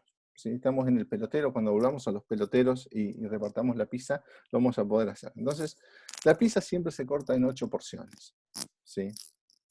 Bueno, entonces yo digo, hay 8 niñes a quienes tengo que repartirles la pizza. ¿Sí? ¿Cómo la voy a repartir? Mi primera intuición, ¿sí? Mi primera intuición es repartirla en porciones iguales. ¿Ok? Y eso es justo. Pero después puedo ver que, a lo mejor, alguno necesita más que otro. Entonces, por ahí, lo más justo no sea repartir en partes iguales, sino que tenga que darle un pedazo más grande al que tiene más hambre y un pedazo más chico, ¿sí?, al que no tiene tanta hambre. Entonces, una distribución desigual de la pizza podría ser más justa que una distribución igual. ¿Se entiende esa intuición? La primera intuición es decir, reparto en partes iguales. Pero después cuando empiezo a mirar bien la situación, puedo llegar a la conclusión de que una distribución desigual puede ser más justa que una distribución igual. Esto es una idea importante en Rawls, porque él va a decir que su teoría quiere justificar algunas desigualdades. Si las desigualdades están justificadas, entonces no son desigualdades, son diferencias. ¿Qué es una diferencia? Una desigualdad que está justificada. Si yo le doy una pizza, una porción de pizza más grande al chico que tiene más hambre, no estoy incurriendo en una desigualdad, estoy incurriendo simplemente en una diferencia. La desigualdad es injusta, la diferencia no. Por eso, uno de sus principios se va a llamar el principio de la diferencia. Entonces, él dice, bueno, listo, una concepción general y después hay dos principios. El primero dice, cada persona ha de tener un derecho igual al más extenso sistema de libertad total, de libertades básicas, compatible con un sistema de libertad similar para todos. Traducido al castellano, libertades iguales, un sistema de iguales libertades para todos, todas, todos quienes integran la sociedad en cuestión. Libertades iguales, ese es el primer principio. El segundo principio tiene dos partes. Dice, las desigualdades sociales y económicas han de ser estructuradas de manera que sean para mayor beneficio de los menos aventajados, de acuerdo con un principio de ahorro justo, esto se llama el principio de diferencia, unidos a cargos y funciones asequibles a todos en condiciones de justa igualdad de oportunidades. Entonces, una sociedad justa para Rawls tiene que tener, primero, libertades iguales, todos igualmente libres. 2, justa igualdad de oportunidades. No solamente que justa igualdad de oportunidades no significa solamente que nadie te prohíba expresar tus ideas, sino que vos tenés que tener la posibilidad de aprender a leer y escribir. ¿Sí? Nadie te puede... A ver, la diferencia entre una igualdad formal, entre una libertad formal y una libertad no formal o justa es precisamente esta. Yo puedo decir, miren, a nadie se le impedirá cruzar a nado este río. ¿Somos todos libres de cruzar a nado el río? Sí, formalmente somos todos igualmente libres de cruzar a nado el río. Pero algunos saben nadar y otros no. Entonces, la justa igualdad de oportunidades no significa simplemente permitir que todos crucen el río, sino que todos sepan nadar. ¿Sí? Eso es lo que está diciendo Rawls. ¿Sí? No alcanza con decir cada uno puede leer lo que quiera en una sociedad de analfabetos. La sociedad tiene que proveer para que todo el mundo aprenda a leer y escribir, porque si no, es una igualdad de oportunidades. Todo el mundo tiene la oportunidad, está lleno de bibliotecas, todo el mundo tiene la oportunidad de agarrar el libro que quiera, pero son todos analfabetos. ¿De qué sirve? ¿Sí? La justa igualdad de oportunidades significa proveer los recursos y proveer las capacidades para aprovechar esos recursos. Eso es lo que está diciendo Rawls. Entonces, primero, libertades iguales para todos. Segundo, justa igualdad de oportunidades. Y tercero, que si hay desigualdades, las desigualdades beneficien a los que quedan en peor situación. Eso se llama el principio de diferencia. Voy a tener que hacer otra vez ese dibujito terrible que hice recién y con esto voy terminando. Pero a ver si me sale usar el pizarrón este de nuevo. Bueno. ¿Lo ven al pizarrón? Ahí te veo a vos, Eduardo. Bien, gracias. Sí, se ve el pizarrón. Gracias. Bueno, imagínense que tenemos de nuevo ahora a la sociedad 1, a la sociedad 2, al grupo A, al grupo B y al grupo social C. La teoría de Rawls dice que si yo tengo bienes sociales para distribuir, ¿sí? Los tengo que distribuir en primera instancia, ¿sí? De manera igual. Entonces, supongamos que a cada grupo yo le doy 5 unidades de bienes sociales primarios. Todos van a tener 5. ¿Ok?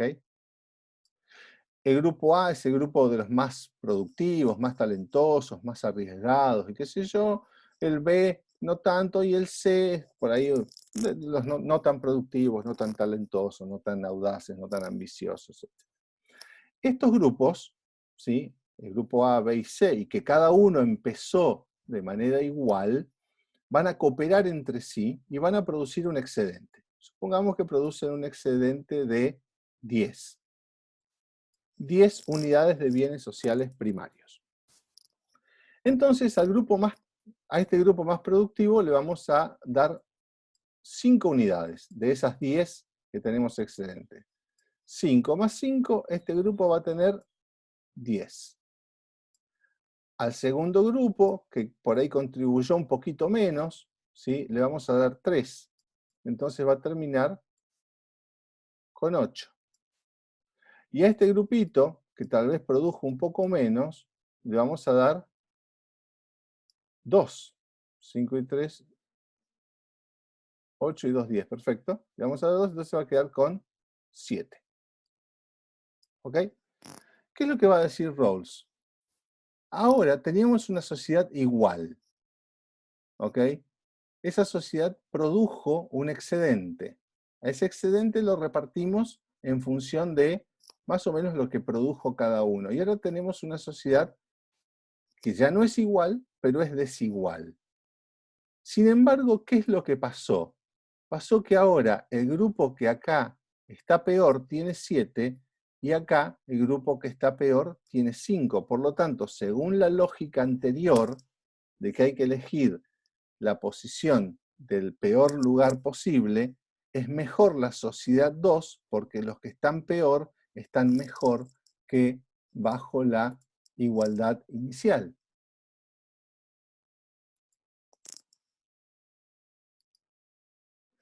¿Se entiende cuál es la lógica de Rawls ahí? Está diciendo, fíjense, en la sociedad igualitaria teníamos 5, 5 y 5. En la sociedad no igualitaria tenemos 10, 8 y 7. Pero los que están peor, están mejor en la sociedad no igualitaria que en la sociedad igualitaria. Ustedes me dirán, bueno, pero la igualdad siempre es mejor que la desigualdad. Bueno, pero según la lógica de Rawls, ¿sí?, uno tiene que elegir la mejor de las peores situaciones posibles. Por lo tanto, habría que elegir la segunda sociedad y no la primera. Esto siempre según la lógica de Rawls, después la vamos a criticar. ¿Ok? Por ahora lo dejamos ahí. Quiero que se entienda qué es lo que está proponiendo Rawls. Pero, lo que no puede pasar en estas sociedades es que alguno de los grupos, quede igual que antes o quede peor que antes. Es decir, si ustedes se fijan en el primer sistema de 5, 5 y 5, cuando esa sociedad cambia hacia una sociedad que perdió la igualdad pero mejoró, ¿sí?, en su condición general, no puede uno de los grupos que tenía 5 que quede en 4 o que quede en 5. La condición necesaria y excluyente de la teoría de Rawls es que el grupo que queda en peor situación quede mejor que lo que estaba en el momento de la igualdad inicial. Si no, no sirve. ¿Se entiende esto? Esto es muy importante entenderlo, ¿sí? Si no mejoran todos, y especialmente si no mejoran los que quedan en peor situación, entonces ese movimiento desde la igualdad a la desigualdad justificada, ¿sí?, no estaría permitido. Dos cositas más y con esto voy terminando. ¿Por qué los del primer grupo, los del grupo que más produce, ¿sí?, los de ese grupo que yo los puse aquí, el grupo A, ¿sí?, que a lo mejor que va a recibir 5, pero a lo mejor si uno identificara el producto, a lo mejor este grupo produjo de estos 10 de excedente, a lo mejor ellos produjeron 8 y se van a quedar con 5, ¿sí? La pregunta que se hace Rawls es, o digamos, la pregunta que uno le podría hacer a la teoría de Rawls es ¿por qué el grupo más productivo, que a lo mejor produjo mucho más de aquello con lo que se quedó, ¿por qué tendría que aceptar eso? ¿Por qué no podrían reclamar y decir, no, dame los 9 a mí y los otros que se embromen? ¿Sí? Incluso que empeoren su situación. Por una característica que tiene la teoría de Rawls, que es muy importante, y es esta, que considera que los talentos, es decir, las capacidades individuales, son un acervo común. Eso significa que todo aquello de lo que nosotros somos capaces de hacer no es propiedad privada absoluta nuestra, sino que como lo recibimos al nacer y sin ningún mérito de nuestra parte, lo tenemos que poner al servicio de los otros. Las cosas de las que somos capaces nos exigen un deber hacia los demás, ¿sí?, y no para beneficiarnos nosotros de manera exclusiva. Y lo dice así, se lo leo porque es muy interesante este fragmento. Dice, el principio de diferencia representa el acuerdo de considerar la distribución de talentos naturales en ciertos aspectos como un acervo común y de participar en los beneficios de esta distribución, cualesquiera que sean.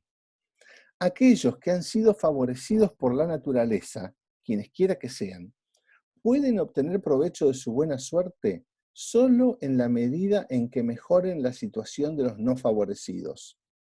Los favorecidos por la naturaleza no podrán obtener ganancia por el mero hecho de estar más dotados, sino que solamente para cubrir los costos de su entrenamiento y educación y para usar sus dones de manera que también ayuden a los menos afortunados.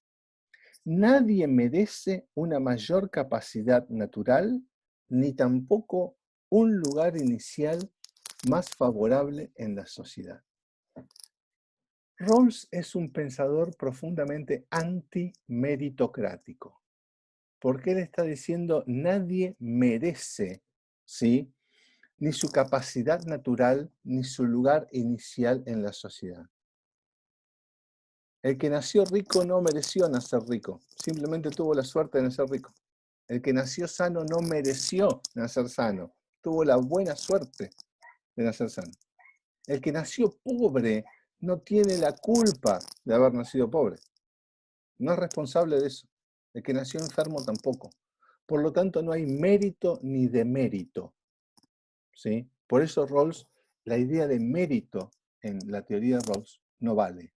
Y por lo tanto, como yo recibí al nacer, ¿sí?, supongan que yo soy de los talentosos, ¿sí?, una familia acomodada, que me pudo dar una buena educación, que me pudo incentivar, que me inculcó la noción de esfuerzo, que hizo que yo sea un profesional, bla, bla, bla, bla, bla, bla.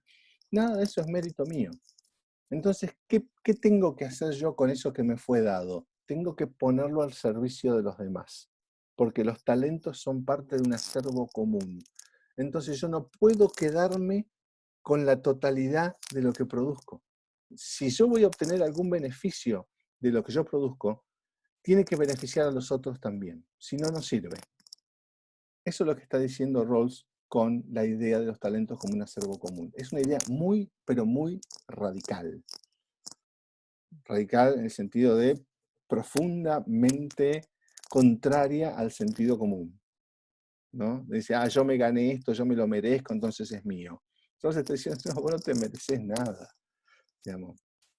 Todo lo que tenés lo fuiste obteniendo casualmente. Incluso, dice Rawls, porque muchas veces se invoca el esfuerzo. Dice, pero yo me esforcé para lograr esto. Y Rawls dice, mirá, el esfuerzo también depende de la familia que te tocó, que te inculcó la capacidad de esforzarte. Porque hay personas que jamás se han planteado la necesidad del esfuerzo. Ustedes lo saben por los trabajos de campo y demás, que hay generaciones que no han tenido la cultura del esfuerzo y que es culpa de la persona que nació en, digamos, en un entorno donde no se valora el esfuerzo que no quiere esforzarse, ¿sí? Entonces, incluso la capacidad de esforzarse, ¿sí?, viene dado y no tiene que ver con que yo tengo más voluntad que otros porque soy mejor, ¿sí?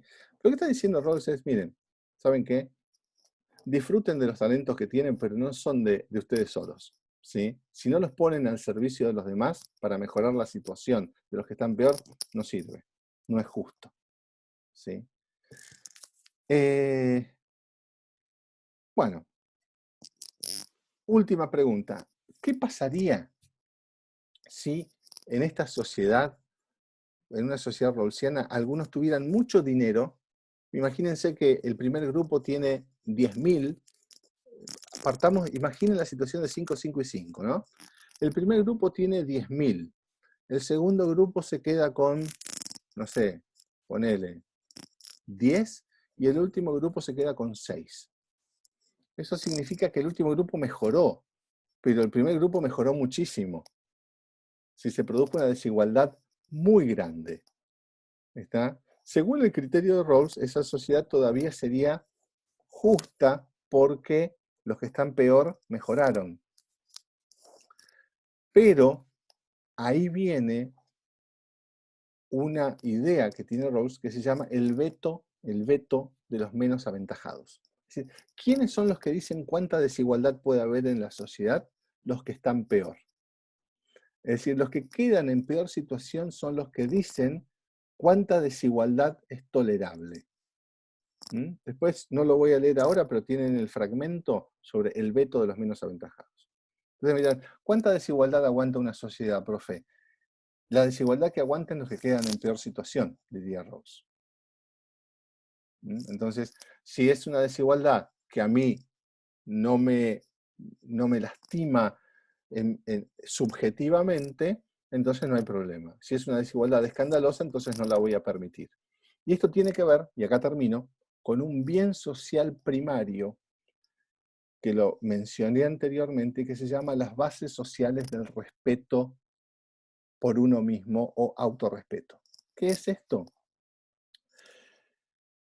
que la sociedad, una sociedad justa, tiene que ser aquella en la cual yo encuentro razones para respetarme a mí mismo. Si yo encuentro razones para respetarme a mí mismo, entonces es una sociedad justa. Ahora, si yo vivo en la calle, ¿sí?, muerto de hambre a la intemperie, y enfrente me pasan limusinas de gente que se divierte tomando champán y escuchando trap, ¿sí?, y en esa sociedad yo no tengo bases para respetarme a mí mismo. Siento que se están burlando de mí, o que me están atropellando, ¿sí? Entonces, las bases sociales del respeto por uno mismo es uno de los indicadores de que una sociedad es justa. Ustedes sabrán que hay muchas veces que se dice, bueno, y esa persona comete delitos, o esa persona mata, o esa persona roba, o tiene conductas, entre comillas, digamos, desviadas o antisociales, respecto de los otros, no respeta a los otros. Y bueno, y no respeta a los otros porque no se respeta a sí mismo. Es decir, porque la sociedad ha caído en una situación de tal degradación que ya ni siquiera tiene los elementos, esta persona de la que se habla, para respetarse a sí misma. Si no se puede respetar a sí misma, ¿cómo va a respetar a los demás? Entonces Rawls está diciendo eso, y es muy importante. Él dice que de todos los bienes sociales primarios, la libertad, la riqueza, el ingreso, los derechos, todo lo que usted quiera, el más importante de los bienes sociales primarios es el respeto por uno mismo, o las bases sociales del respeto por uno mismo. Entonces, una sociedad justa en la medida en que todos sus integrantes tengan elementos como para poder respetarse a sí mismos. Si se respetan a sí mismos, van a poder respetar a los demás y van a poder cooperar. Si no, esa sociedad no solo que es injusta, sino que también es inestable. Porque se van a producir problemas de envidia, de resentimiento, de N situaciones que son indeseables para una sociedad justa. Bueno, esto es un Rawls aceleradísimo. Yo suelo darlo en 2 clases, pero ya que estamos acá y más o menos la cosa estuvo funcionando, preferí hacerlo rápido y dejar el panorama completo. Abrimos un minutito a preguntas y después nos vamos. El que quiera se abre micrófono y le damos.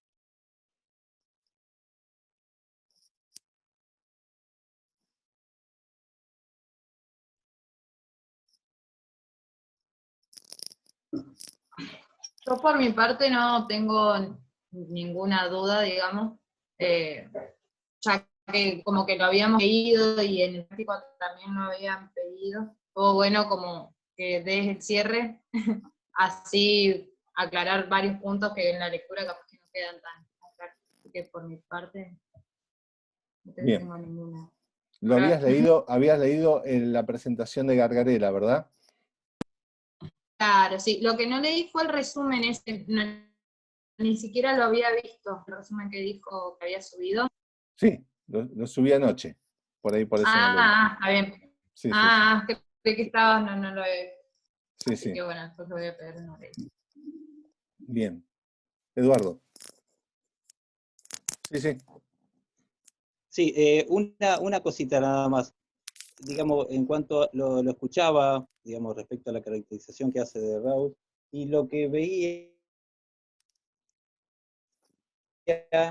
digo, de alguna manera él, si bien no lo manifiesta, es como que él, por lo menos la percepción que yo tengo es que él se da cuenta de que el capitalismo o el liberalismo no es digamos, el mejor sistema como asignador de recursos a la sociedad en cuanto a las desigualdades. Él se está dando cuenta que es muy desigual en cuanto al reparto de los recursos que puede tener una nación o de la totalidad del mundo en cuanto a los bienes. En ese sentido dice, y es un poco contradictorio, pero a la vez es legítimo, porque dice, bueno, es desigual lo que se plantea en cuanto a la redistribución, pero en algún punto es igual porque equipara. Digamos, en esta cosa digo de que no lo dice, pero está como implícito, digamos, que él se da cuenta de que el capitalismo es deficiente en cuanto al reparto de recursos, por eso que en esta desigualdad, él apunta, digamos, a la igualdad, ¿no? Que es un poco los conceptos que se que se pretende, digamos, de su teoría. Justamente por eso, porque como ve que no es igualitario, pretende igualarlo en cuanto a la redistribución, digamos, desigual. ¿Sí? Es un poco contradictorio, pero yo creo que eso está medio implícito en él. Sí, correcto. Rawls intenta justificar y ponerle límites a las desigualdades y ver hasta qué medida algunas desigualdades estarían justificadas, ¿sí? En una sociedad rawlsiana pura, teórica, si se pudiera trasladar la teoría a la realidad en forma pura, las desigualdades serían mínimas, serían muy pequeñas, muy distintas de las que tenemos en el capitalismo, ¿sí? Solamente muy pocas estarían justificadas. Ese es un poco el consenso, digamos, que existe entre los estudiosos de Rawls cuando intentan aplicarlo. Hay que pensar que tener presente esto es una teoría sumamente abstracta, ¿sí? Y entre esa abstracción y la aplicación hay como muchos pasos, ¿sí? Y Rawls nunca quiso salirse demasiado del campo estrictamente teórico, por eso es un teórico y un filósofo político, ¿sí?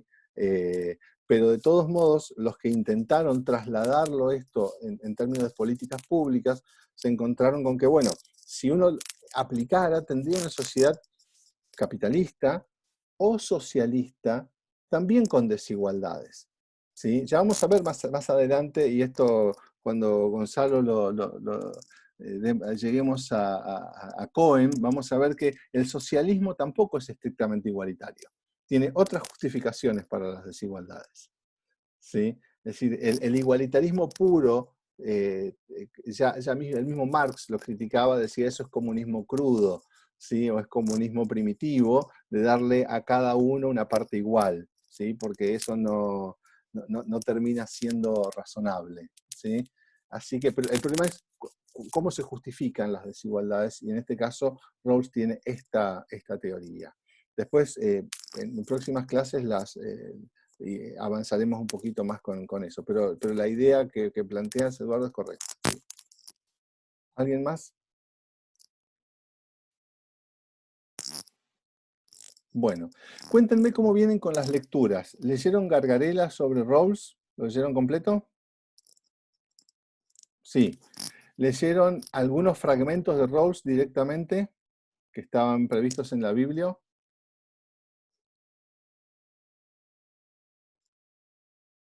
No, leyeron la presentación de Gargarela. Perfecto. Bueno, sí era lo que habíamos quedado con Poli, insistir sobre todo con el texto saben que Roberto Gargarela es un teórico político, jurista y constitucionalista argentino. Está vivo, sí, creo que es uno de los pensadores más interesantes que tenemos en la actualidad. Yo lo que les quería proponer es lo siguiente. ¿Se animan a repetir esto, no sé si semanal o quincenalmente, o prefieren las clases estáticas?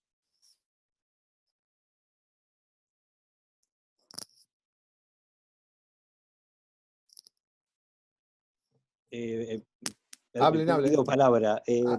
Para mí me parece, está bueno, digamos, esta metodología, por ahí no sé si semanal o quincenal, para mí semanal me parece bien, pero bueno, no sé, escucho al resto de los compañeros. Sí, yo también preferiría de esta manera. Bien. Sí, yo también, así, sobre todo porque hay temas que está bueno digamos, sobre todo en esta materia, que capaz que estático es como, está bueno también, pero es como más dinámico. Y también semanalmente estaría bueno, como quincenalmente yo digo, estaría como muy largo. Bien. No sé, Francisco, Lucio, Iván, ¿cómo la ven?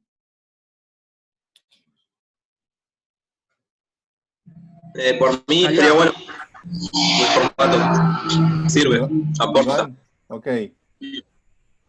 Lucio, Francisco. Está bueno, sí, preferiblemente por mi parte semanalmente, porque no es ni muchos días ni tampoco es tan pronto, y está bueno porque da un buen tiempo para hacer la lectura de los textos y y todavía tenerlos frescos para que usted nos saque algún tipo de dudas o los aclare. Está bueno semanalmente. Perfecto. Francisco, ¿cómo lo Sí, ves? yo también coincido con todo. No sé si este día o sea el día que sea, Bien. comernos. Juanjo, ¿cómo lo ves? Sí, no tendría problema en adaptarme y hacerlo semanalmente o quincenalmente, como se decía, no hay problema. ¿Este horario cómo les viene? A Bien. mí bien. ¿Bien? Bueno, Sí, a mí también. podemos dejarlo acá. Podemos dejarlo acá. Yo diría que ahora después voy a mandar un par de mensajes, no sin antes agradecerles. Y bueno, transmítanle las disculpas a las compañeras y los compañeros que no pudieron estar. Vamos a experimentar, voy a tratar de experimentar con alguna otra plataforma para ver qué dificultades tuvimos con quienes no pudieron. Por ahí podemos hacer un pequeño experimento con Skype o con Meet o alguno de esos. Pero bueno, en principio podríamos plantear una próxima clase para el próximo miércoles a la misma hora. ¿Sí? Si están de acuerdo. Y si tienen un ratitito más, 10 minutos, necesitamos, para acreditar todo este trabajo, hay dos maneras. Primero, que cumplan con todos los prácticos que va proponiendo Poli, ¿sí? Y segundo, vamos a tener dos parciales, ¿sí? Los parciales, obviamente, yo siempre los hago domiciliarios, en este caso, forzadamente son domiciliarios, ¿sí? Así que lo que les voy a proponer en estos días, les voy a avisar por Petco y también les voy a mandar por el grupo de WhatsApp un texto y una consigna para que lo trabajen de acá a 15 días, ¿sí? Tranquilos, sin apuro, sencillo. Va a ser un partido sobre algunos de los textos de la bibliografía que no son obligatorios, de los que no cubrimos específicamente, como para que, digamos, también vayan haciendo algún ejercicio de lecturas relacionadas con estos temas, pero que por ahí no son cosas sobre las que vamos a tratar específicamente, ¿sí?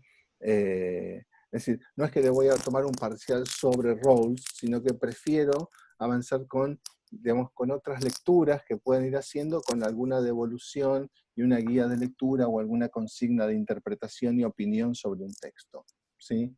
Eso va a ser, esa es la idea. No me gusta, a mí me resulta muy aburrido tomar parciales al estilo de, a ver, quiero saber cuánto aprendiste de tal cosa. Digamos. Prefiero algo más, algo distinto, ¿sí? Así que en estos días se los mando, van a tener 15 días para hacerlo.